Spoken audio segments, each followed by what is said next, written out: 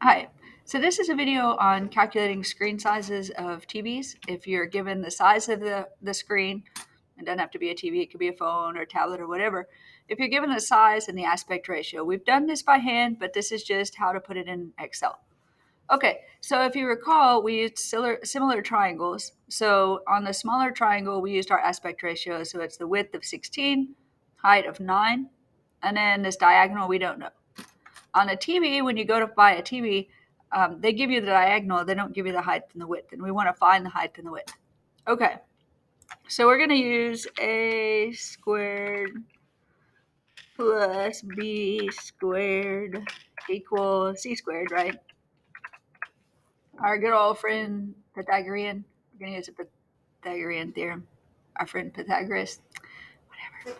So anyway, so a squared plus b squared equals c squared. Well, in this case, we need to, like this one we can't use, even though here our TV is 55 inches, we don't know these other two sides, but on the smaller one we do. So we can find our C, and then once we have our C, we can find a scale factor, right? It's our D divided by C, and then we use that to find the other two sides. Okay, so the first thing we need to find is C. So this is my calculation section. So I'm going to go ahead and merge that. I might even bold it. So these two were my inputs, or these three. I have my aspect ratio, and I have my TV size or my screen size, and now I want my calculation. So the first thing I want is C.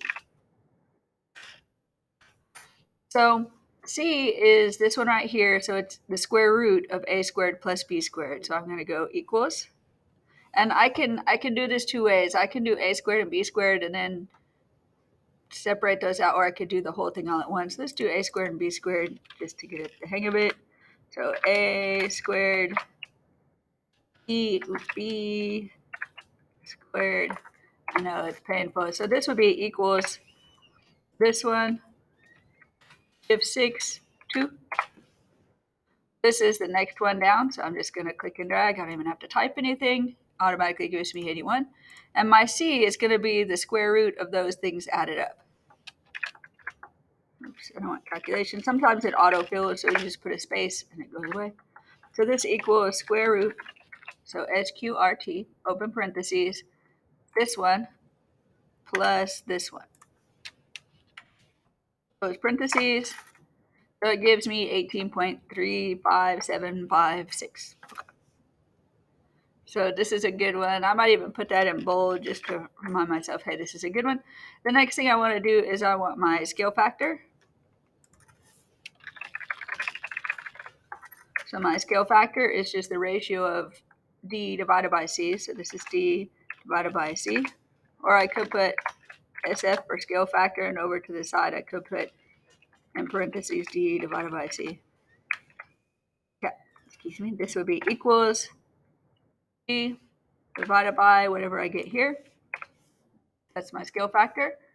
And then for my answers, I get my width and my height.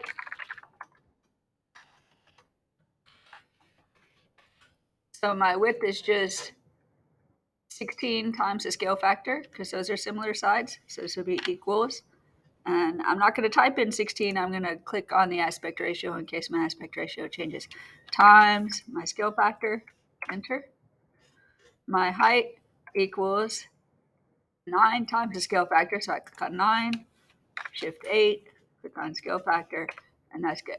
Okay, so that's screen size in Excel. So these are my final answers. These are actually inches, since this is in inch. So what I would usually do is I don't want to have to type in units, because what if the units change? So I just equal and I refer back to this inch cell. It automatically copies over whatever is in there. Click on that as well. And then this is my final answer. So what I might do is I might put an answer section. So merge and center. Oops. I'm running out of time. Okay, enter. And then what I could do is I could do this, Control C. Oh no, I don't want to do that. I could go these two, Control C, right here. And then I'm going to refer back to those. So I'm going to go equals this. This one is the one right below it. Running out of time.